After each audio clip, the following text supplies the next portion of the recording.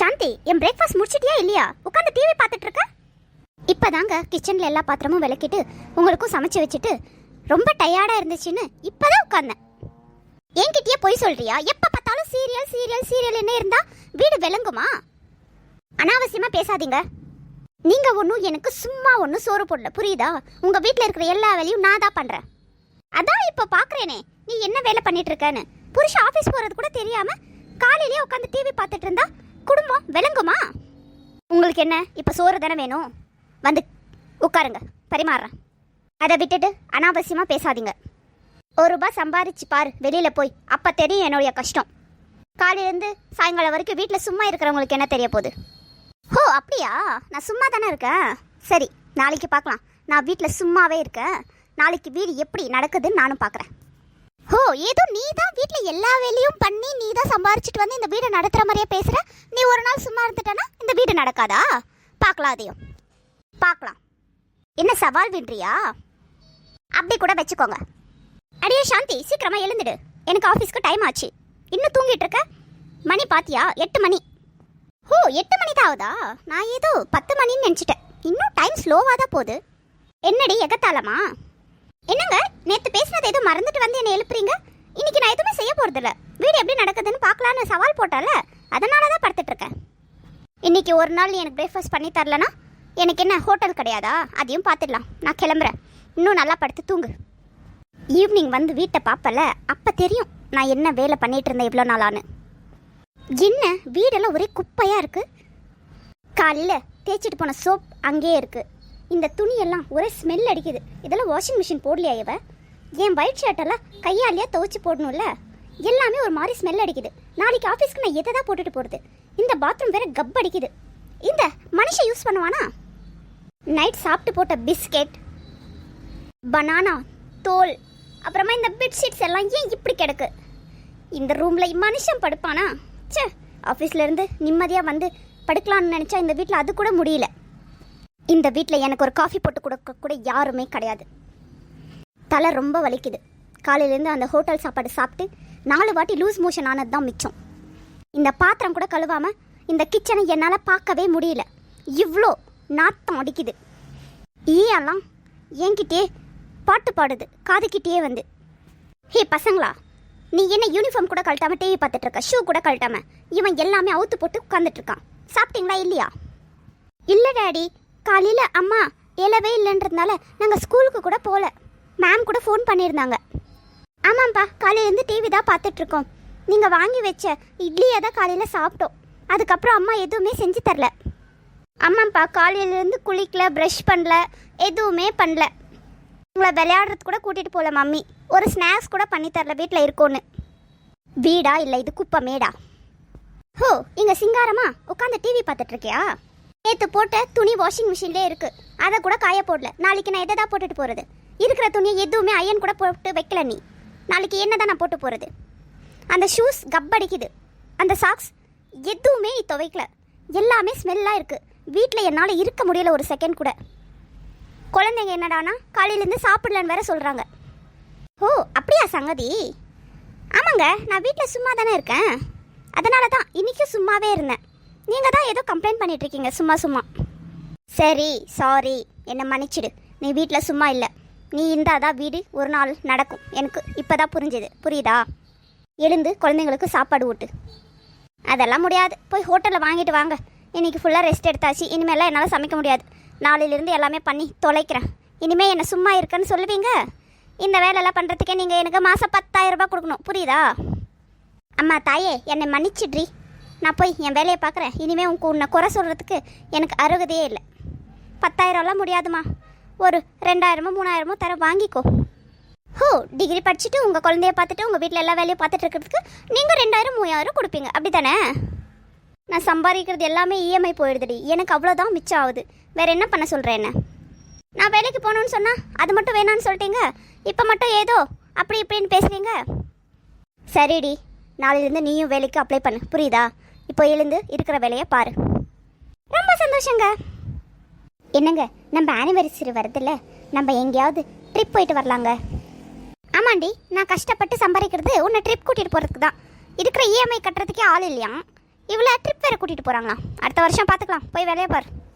எனக்கு ரொம்ப பசிக்குது, போய் ஏதாவது சமைச்சு வை. ஆமாம், இப்போ உனக்கு சமைச்சு கொடுக்குறது என்னுடைய பெரிய வேலை. எனக்கு நிறைய வேலை இருக்குது, போய் ஹோட்டலில் சாப்பிட்டுக்கோ. நான் சொன்னது மட்டும் உன்னால் பண்ண முடியாது. நீ சொன்ன உடனே உனக்கு நான் புதுசாக ஏதாவது வெரைட்டியாக சமைச்சு வேறு தரணும். சமைச்சு தரலன்னா போ. என் உடம்பு கெட்டால் உனக்கு தான் பாதிப்பு, உனக்கு தான் லாஸ். நான் சம்பாரிச்சு கொடுக்கலன்னா உனக்கு சாப்பாட்டு கூட வழி இல்லை, புரியுதா? முந்தானே தான் ஏதோ நல்லவன் மாதிரி பேசினேன், எல்லாமே நம்பிட்டேயா. இப்போ தானே தெரியுது உன் சுயரூபம். தெரிஞ்சிடுச்சுல்ல? இப்போ கிளம்பு, உன் அம்மா வீட்டுக்கே கிளம்பு. புதுசாக நான் ஃப்ரெஷ்ஷாக வந்தேன்ல உன்கிட்ட, எங்கள் அம்மா வீட்டிலேருந்து அப்படியே திரும்ப அனுப்பு போகிறேன். இல்லைன்னா மூடிட்டு உன் வேலையை பார். என்னங்க சாப்பாடு எப்படிங்க இருக்குது? பரவாயில்ல, சுமாராக இருக்குது, சாப்பிட்டுடலாம். என்னங்க அப்புறம் உங்ககிட்ட ஒரு விஷயம் பேசணும். என்ன அப்படி தலை போகிற விஷயம் சொல்லு. நம்ம பக்கத்து வீட்டு கோமதி போட்டிருந்த ப்ளவுஸ் எனக்கு ரொம்பவே பிடிச்சிருந்துச்சுங்க. நல்ல டிசைனாக தைச்சி போட்டிருந்தா.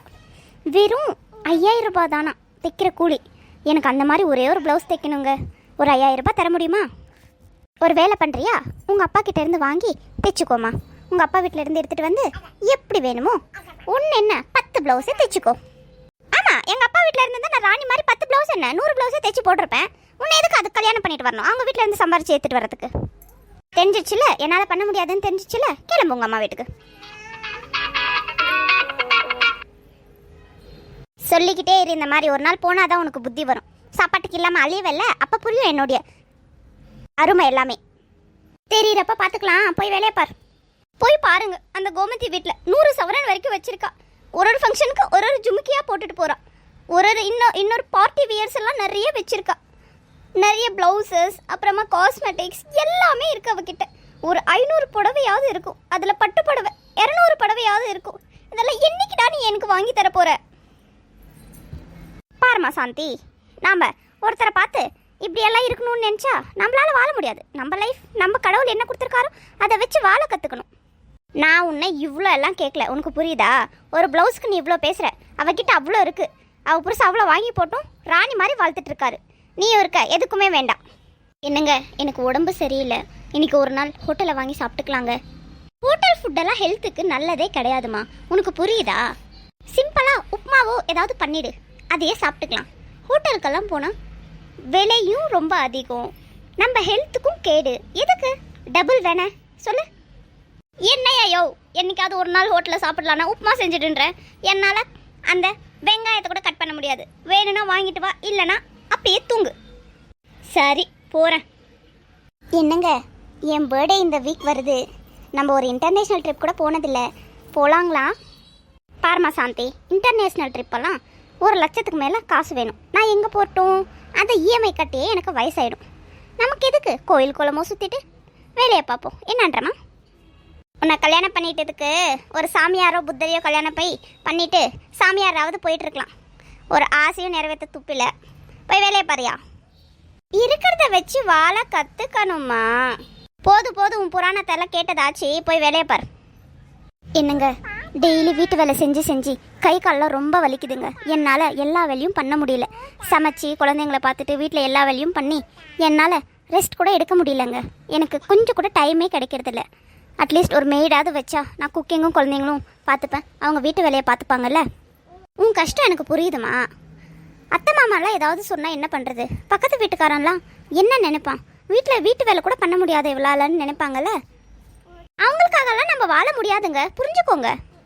சரிம்மா, நான் யாரையாவது பார்க்க முயற்சி பண்ணுறேன். அப்போவும் நீங்கள் முயற்சி தான் பண்ணுவீங்க, என்னால் சுத்தமாக முடியல. நீங்களே பண்ணிக்கோங்க நாளையிலேருந்து எல்லாமே. என்னங்க இந்த டிவியில் எவ்வளோ நல்லா ட்ரெஸ் பண்ணிட்டு வராங்க. நானும் இந்த மாதிரி மாடர்னாக ட்ரெஸ் பண்ணிக்கிட்டாங்க.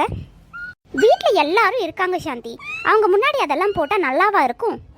பக்கத்துலேயே நம்ம ரிலேஷன்ஸ் எல்லாருமே இருக்காங்க, அவங்க முன்னாடி நீ அதெல்லாம் போட்டால் நல்லா இருக்காதடி. அதனால தான் சொல்கிறேன். எனக்கு ஒன்றும் பிரச்சனை இல்லை, ஆனால் நம்ம கலாச்சாரம் அதெல்லாம் சீர்கெட்டு போயிடாது. அதுக்காக இந்த நைட்டி சாரியிலேயே செத்துட்டு சொல்கிறீங்களா? நீங்கள் மட்டும் விதவிதமாக கிழிஞ்சு போனேன் டிஷர்ட் பேண்ட் எல்லாம் போட்டுட்டு எல்லாம் ஃபேஷன் திரியிறீங்க.